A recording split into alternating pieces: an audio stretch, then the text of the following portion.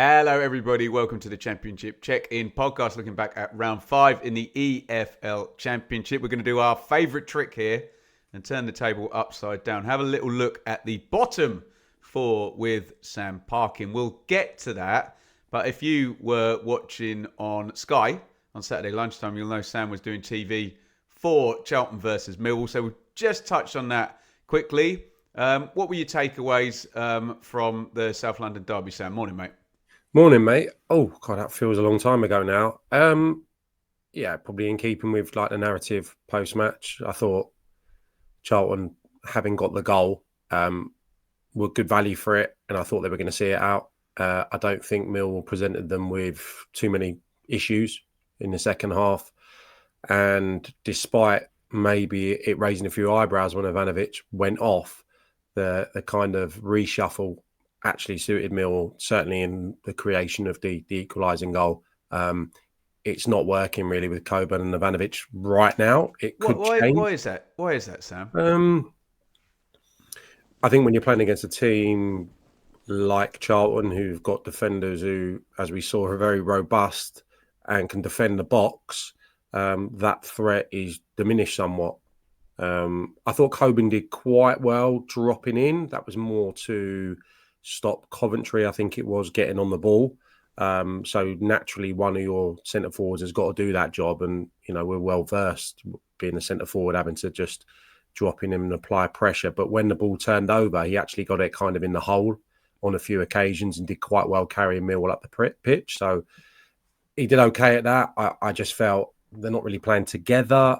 And like I said, I think the natural tendency when you've got 2 6'2", 6'3" centre forwards is to clip the ball in there from wide, and Lloyd Jones, Ramsey, Amari Bell dealt with it no problem at all, and then you become a bit one dimensional. So that's why I tried to highlight the pass from Joe Bryan into Cundall, because that wasn't an obvious facet of their play. So he went and played off He the went front. and played as a 10, yeah. So yeah, and he was a bit anonymous kind of as a central midfielder, where they're incredibly light at the moment, Millwall. And I think you have to factor that in. You know, they've got 3 or 4 definite starters that are missing at the moment. I thought they were subdued until that last kind of 5-10 minutes. And obviously the red card had a huge effect on it.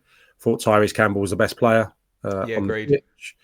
Thought he was excellent throughout, and doing my reading in the lead up, he got a bit of flack, I think, after the last few games. And I thought he was the one that had the most invention down the left-hand side. I think they'd highlighted that. I know Charlton have got a bit of a lopsided approach in terms of certainly his role in the team, and they're quite stocked on that left-hand side. But I thought Leonard and particular Kramer struggled with his pace and his vibrancy. So no, I thought he was great. Thought the structure of the team was great. They're going to win a lot of games by a solitary goal, I would suggest, and I'm very confident they'll stay in the division. But still, I suppose end product's a bit of a problem for both at the moment, and you know nothing's changed in that regard, despite both getting a goal. So just finish it up, Sam. Factoring in your expectations against what you saw. Yeah, Charlton or Millwall, who did you come away kind of feeling more positive about? Oh, Charlton definitely. Was disappointed with Millwall. I don't think they played particularly well at all, but they managed to find another way to get a result away from home. Right. So they've got a lot of bodies to welcome back. Denor, Mitchell, Aziz. There's probably a few more that I've forgotten that will come back into the reckoning. But yeah, certainly on that evidence, I was really disappointed with the overall performance. But I think Alex Neil, I said it to the commentator when we were walking up to the gantry, I think, and this is going to contradict what I've just been saying, but there's still a robustness about them. They've obviously at the moment got the 2 up front, which are not working particularly well. It strikes the right chord with the supporters, but also I think he's introducing some more kind of tactical intricacies in the play, and I think that's the balance at Mill. Yeah, you've still got to fight. In an ideal world, you're still going to have centre forwards who are going to play in tandem, but also I think he's a little bit hamstrung at the moment with the issues. But I think in time we're going to see him introduce a few different tactical elements, and I think he's a good fit, Alex Neil, because he's tough. He's tough. So he fits in that regard, and he's got good experience, and tactically he's very accomplished as well. So I've no concerns about him. I was just disappointed with their 90 minutes on the day, and yeah, Charlton definitely managed the game, managed the occasion really well, and probably should have deserved to win that 1-0. There we go. Right, we're going to take our first little check-in with the bottom of the table. Don't worry, we'll try and get some of Sam's views in the prediction show coming on Wednesday particularly about, I'm quite interested, you talk about Bristol City actually, Sam, who had a good win. They're up in third. Stoke as well had a good win at the top. I'm sure Sam will compare Richard Kone. Actually, you can do this in this segment because we're going to talk about Wrexham and the new Les Ferdinand. But let's read from the bottom up, Sam. And actually, I won't tie you with it. My standard for a team in relegation form is one who is tracking at fewer than 1 point per game. And we've got 4 of them at the moment, the bottom 4. And obviously, this gives us a chance to talk about the complete madness of Sheffield United at the moment. So I'm going to try and sum this up really quickly, Sam. In the last 10 months, we've had a team challenging at the top of the table, a takeover, a 3-year contract for Chris Wilder. We've had a collapse over 1 week, taking them out of the automatic race. We've had another playoff final defeat, which they easily could have won that game. We've then had a managerial change in the summer. We've had the recruitment start one way and finish one way. We've had a terrible start in the league. We've now had Ruben Selles fired, and all we're hearing out of a very leaky boardroom is Chris Wilder's now going to come back as well. So your bottom of the table side, Sam, are Sheffield United on 0 points. But I'm going to caveat all of that by saying, surely things start now and the real Sheffield United will stand up. But what a bloody mess. Incredible scenes, yeah. What's the first thing that springs to mind? I saw someone draw the potential comparables between Sheffield United now and this season and to Luton Town of last season. Stop it. I don't see it. I could see Luton struggling last season. I think, we were very consistent, not relegation, but I anticipated it being a struggle for Luton. I just would be astonished if Sheffield United don't climb the table quickly as well.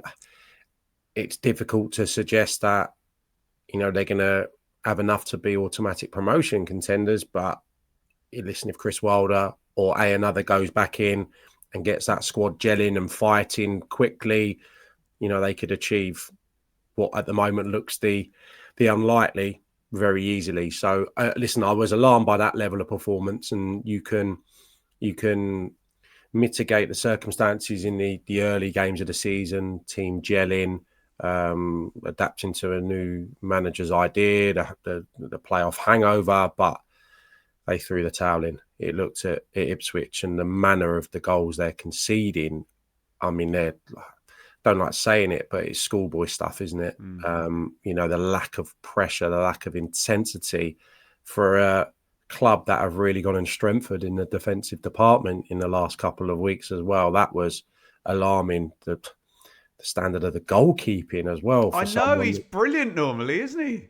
Tremendous goalkeeper. I thought he'd been a brilliant signing, brilliant player for Argyle and Sheffield United. So that was a performance that can get you the sack. Well, and Sam, it's your magic 6 in a row, isn't it? Yeah, has come up again. Well, you can't. No manager can lose 6 in a row. And I think I said to you last week, they just needed to rally at Portman Road. If they went there and lost by the odd goal, then all attention, all eyes turn to Saturday against Charlton or whenever it is at Bramall Lane, which would have become a must-win game. Don't get me wrong. So I thought, if he'd avoided a heavy defeat at Ipswich, then he may have well had an opportunity to salvage his job. But you can't stay on after that. And again, to remain consistent, I'm not going to go on and start bashing in Ruben Selles and say, what were they doing getting rid of Chris Wilder? Because that wasn't my sentiment at the time. I felt I kind of understood the decision to part with Chris Wilder. I just felt as a quick fix last season, he got the utmost out of that squad. I don't know why, but I just felt it would be difficult for him and the players to go again after that heartache of the playoff defeat. That's just how I felt. Maybe, a fresh start would be for the best, because despite the points haul, I didn't think it was a brilliant Sheffield United to watch last season. I thought No. they got out-tacticked at times by the some of the better sides in the division. But I suppose, and again, it may sound a little bit contradictory, Chris Wilder made that difference, that with his He's a motivation gambler, isn't he? Yeah. and such like, and with his nous and with his understanding of the club and the division. But I wasn't surprised they went in a new direction. I wasn't surprised, and obviously it's kind of proven in the first few weeks of the season that it was probably the wrong man. Maybe not the wrong call, but maybe the wrong man at this stage. So, listen, he'd be well within his rights to tell him where to go, wouldn't he? Chris Wilder. Well, I assume he's essentially going to be receiving 2 salaries to go back, because he'll be being paid off for the old contract and getting a new one, right? Yeah, and you're not. Listen, you're the furthest from uprooting. He's a Sheffield guy. Right. He loves it. He's so well versed in it. I don't think he has to go back with a tail between his legs or anything like that. He goes back with his head held high, and I'm sure he will get an immediate tune out of them. Yeah. But well, Sam, just quickly, I know I'm oversimplifying this, but what words would you use to describe this ownership now in the first, when do they come? December. So the first 10 months, because on the one hand, it's a great strength for somebody to admit they messed up, go back cap in hand and, correct course. But on the other hand, is your credibility not just like through the floor and you look a complete idiot if you bring back the guy you sacked? Yeah, I'm probably more the former, to admit the mistake. I've seen some of the other names kind of doing the rounds, and if you're going to go for someone that has that vast experience, that why go for someone who's not been in the dugout at Bramall Lane before? It would make sense to go for Chris Wilder if you're going to go down that route. I mean, it's not a desperate position they're in, because there's only 4 or 5 games gone, right. but still, we'll wait and see what happens. I mean, defensively, I think they will be fine in time. I said on a different podcast last week, I know they've only really lost Kiefer Moore, Raksaki. Help me if there's anyone I've definitely forgotten. The big ones are Sousa and Ahmed Hodzic. Yeah. They're the problem ones, aren't they? Yeah, I don't know. I think in time they'll be all right there. I just think, they're not creating anything away from home. That's 3 games now, right? Where they haven't scored. They've hardly laid a glove on anyone. I know they started relatively brightly at Portman Road. I'm just not sure. And another thing to factor in is, arguably their most talismanic player is Hamer. Getting his head right, Ben, I know he was left out the other day, but if it is to be Wilder needs to say, right, give me a year. Give me a year. Catapult us up the table. Wilder will have him eating out of his hand, won't he? He'll do the man management job on him, won't he? Well, yeah, and I still think that would be a job for probably anyone else. Any other manager, maybe Mark Robbins, his old Coventry boss.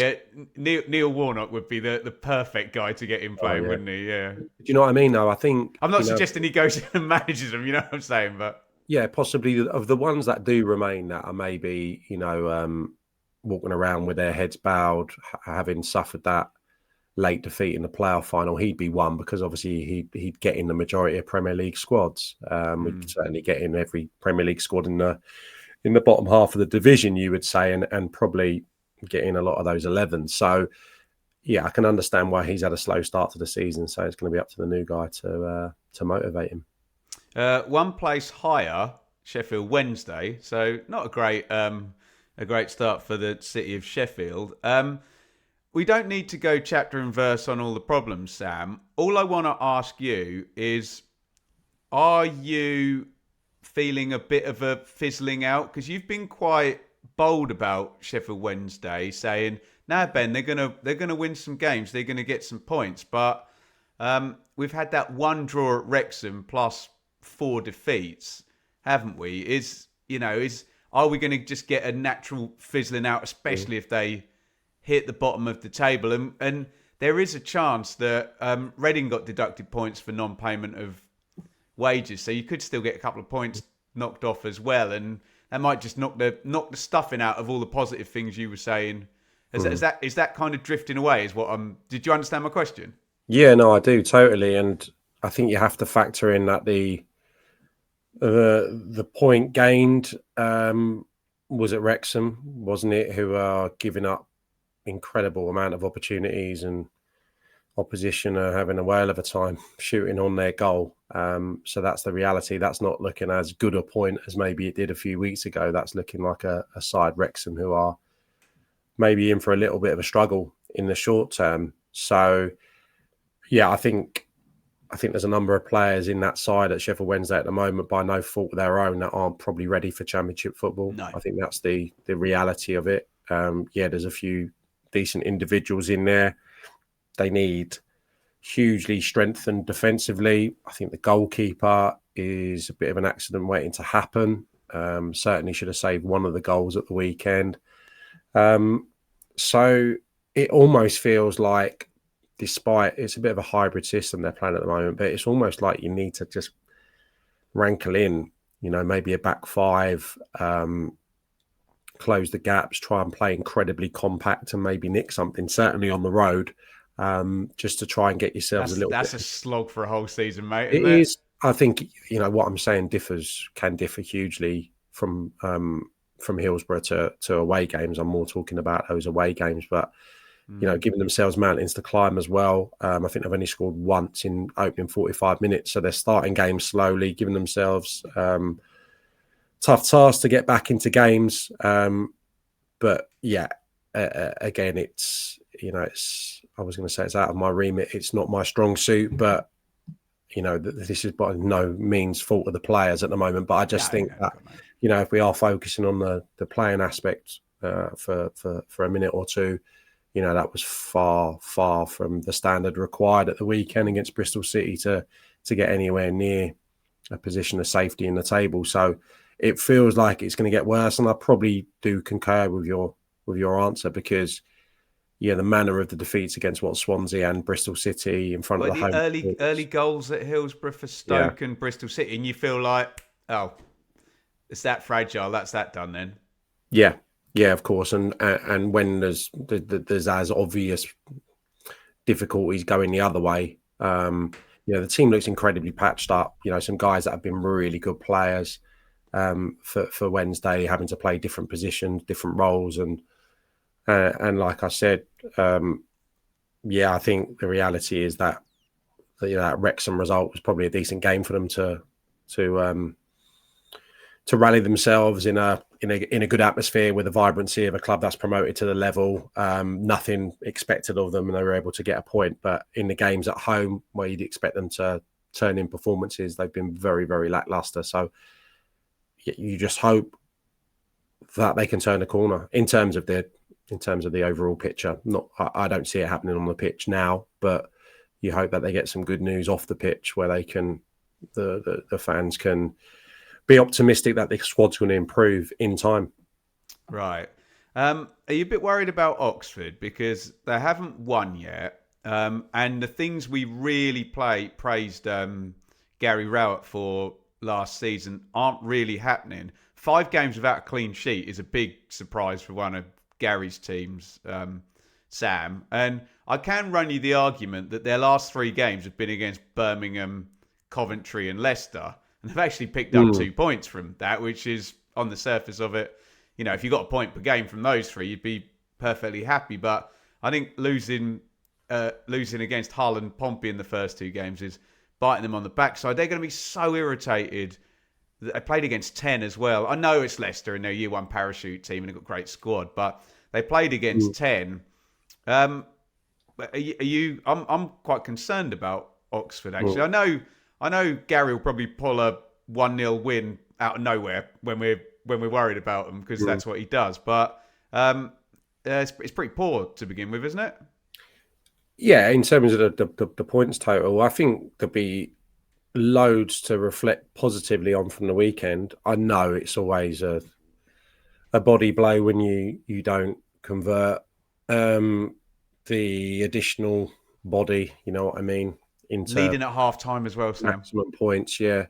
Leicester are going to be a top team in the Championship. They've got very good players, and they actually created a wonderful equalising goal to get a point. But I think there was loads of good in the opening 45. I think it's a new team. I think it's a team that's evolving. I think they've obviously looked at something slightly different over the international break and played a back four. Phillips played pretty much down the middle with Lancashire, who's had a really good start to life at Oxford. So there was some pretty standout performers. Ben Davies coming in, I think, I don't know if I spoke to you about that last week, but I thought he was colossal for Birmingham in League One. They've obviously cherry-picked him and Luke Harris, who was a bit of a bit part player for Birmingham last season, and actually him coming on for Phillips at the weekend just disrupted them. And Lancashire's scoring regularly, isn't he, as well? He's scoring. A couple of other lads that I'm not that familiar with. Krastev, wide left, supposedly very good as well. Plachetta put in a decent performance, probably of the like that he was producing initially when Gary Rowett came in. He's been a little bit off colour. So I think you have to just... you just have to be a little bit patient with Oxford and see exactly what they're going to look like in a few weeks' time with all the new additions and with a slightly different feel to it. But of course, for them, for Pompey, despite their really good start to the season, for Charlton, these are teams that I think consolidating and trying to establish themselves in the Championship is the focus that Millwall, for example, have been able to do across the last 5 or 6 years. That's going to be the main focus. And I'm sure Gary Rowett's remit this year won't be just to stay in the division by hook or crook, by having a really good structure and winning games by a narrow margin at home to get them over the line. It will be about improving the whole product, the whole consistency, and probably improving the performance level for the supporters. So I think it's too early to be concerned, but obviously they want to get that first win on the board quick, smart. Finally, we'll talk about Wrexham. And how can I say this politely? When I was invited on things that maybe had a bit of a broader view, people less dialed in than you and me, the conversation was, Phil Parkinson won't last at Wrexham. And I'm kind of sat there going, come on, let's go a bit more nuanced and detail that. And now I'm looking at it and I'm thinking, okay, that narrative is going to be peddled until Wrexham are, well, you tell me, 12th, 14th or something in there. They're struggling a little bit at the moment, Sam. And you already said earlier in the show that they're, for a team who got up the leagues by being good at not having the ball, being very good defensively, and kind of bit of a throwback sort of team. I like it. I like teams to play different ways. This is a bit of a surprise, but yeah, the defense is very leaky, isn't it? Where are we on Wrexham, who, rightly or wrongly, if they're in the bottom six, there's going to be headlines and they'll be about the manager, won't they? Yeah, of course.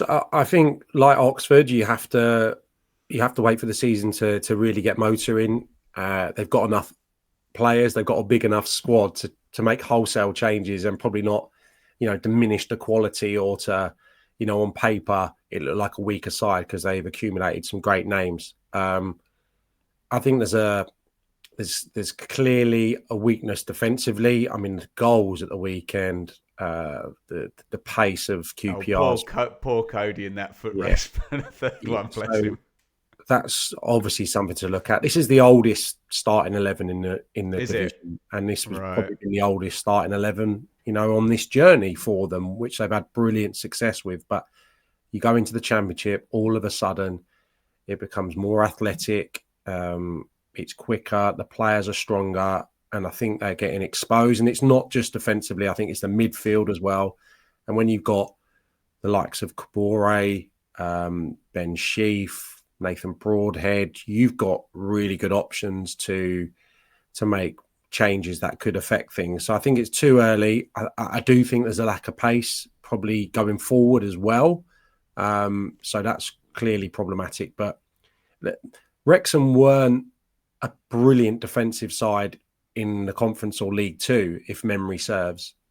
Last season, they stopped conceding goals. Last season, there was a vast improvement. They were involved in a lot of high-scoring games, defensively, that was the biggest difference for me last season. I think they were kind of conceded 20, maybe less goals or something in their promotion. There was a big difference, and there'd been a clear focus on that, which was a bit of a throwback to maybe what Phil Parkinson had previously been. I think, out of keeping really, that they were a little bit weak defensively, despite the success. So needs to get back to that. And it's probably, I'm not seeing maybe the system changing just yet. The goalkeeper as well on Saturday, and Ward is obviously out injured now, but the goalkeeper looks to be a bit of an issue as well. They conceded 101 shots. And I scribbled this down. I'm not one. So that's 20. That's 20 per game, yeah. I'm not big on this, right? But 101 shots. The next most is 85. That's Norwich. And if you factor in, they conceded 28 shots at Coventry. Oh, against Coventry, right? Yeah. So if you factor that in, they have conceded far and away the most shots. Norwich have conceded the highest XG as well now, considering Coventry's opportunities, but Wrexham the second highest. So defensively, they've been really bad in league and cup, not just. Can I just throw something at you, Sam? It feels like it's at the end of games as well, because they were in the game against Southampton, conceded 2 late. They were in the game against West Brom and conceded 2 probably in the last 15. Against Sheffield Wednesday, same thing. And okay, less so in this one. But I don't know, is that Nous or is that the opposition's bench? Or do you know what I mean? The pattern is in the last 15, 20 of games. I'm sure if you froze the league table at 60, 70 minutes, it would look a lot better. I know, ifs and buts and aunties and uncles and bikes and whatnot. I would say it's the Championship. It's the better quality. And if you're giving away the amount of chances they're giving away, you're going to get punished by the better caliber of player. I don't know. Would you say not having enough legs, not having enough energy? Because the lads in essence are all experienced boys who maybe are unable to play at full tilt for the entirety, and then maybe you get punished when you haven't got the same quality off the bench. Sam, you've got to play the starters and the finishers game in the way that your opponents are as well, and that's probably on Parkinson a little bit, isn't it? If they're going to do 3 sub windows and 5 subs, you've got to match up and do that yourself as well, haven't you? Yeah, probably, and they'll be looking at all these things. But yeah, I think it's pretty clear that at the moment they're conceding too many chances, and I think going forward they're making actually good opportunities. Just looking at some of the numbers, I know they've not scored as many goals as they would have liked, but it's by far from disastrous. So yeah, they'll be working tirelessly, I'm sure, in the training ground to put it right defensively. But yeah, I'd imagine wholesale changes, and then if that doesn't kickstart them, then maybe they'll have to look at tweaking the system. Also, 60% of the ball against QPR, and I think a lot of that is down to QPR having a hellish start to the season and going, do you know what? We've now got 2 assets up top here where let's alleviate 1 or 2 passes and get it into these dangerous players. So I think it's a bit of that, but I also think, to just think of what you said at the start of this Wrexham chat, there will come a time if it doesn't work, or there will come a time, just pure and simple, hearsay, pure and simple, in a couple of years. That was a bit Brent, wasn't it? Hearsay reference. That was a bit Brent. There will come a time when Wrexham, play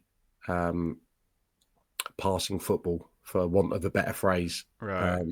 And whether that'll happen this season or in the future, we'll have to wait and see. But I think that's the reality. And again, I've been consistent with that. I hope it doesn't happen, because I think Phil Parkinson, Steve Parkin, all the appointments they've made at Wrexham have been sublime, really. So I hope they do turn this around. And again, caveat, very, very early days, and a couple of wins could kickstart them. Brilliant stuff. There you go. There is your Championship Check-In podcast for round 5. You will get to hear Sam talk about the other clubs in the prediction show if you're hoping to hear about a good win for your side spoken about. But we do like to have a look down at the bottom every few shows. We'll be back on Wednesday with the predictions. We'll see you then.